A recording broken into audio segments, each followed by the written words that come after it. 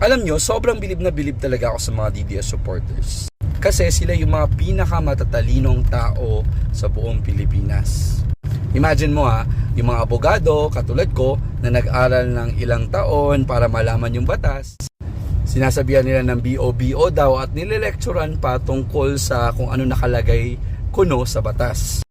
At saka hindi lang yan minsan doktor pa sila, minsan Supreme Court Justice, minsan Congressman, minsan Senator, minsan Presidente pa nga sila ng Pilipinas Diyan ako bilib sa DDS supporters, sa sobrang loyal nila sa mga Duterte, willing silang pagtakpan ang lahat ng kabulastugan, pang-aapi, at katarantaduhang ginagawa ng pamilyang yan.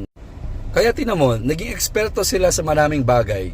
Nag-aral sila ng law, nag-aral sila ng medicine, nag-aral sila ng lahat ng courses. Pero alam mo kung saan course sila pinakamagaling?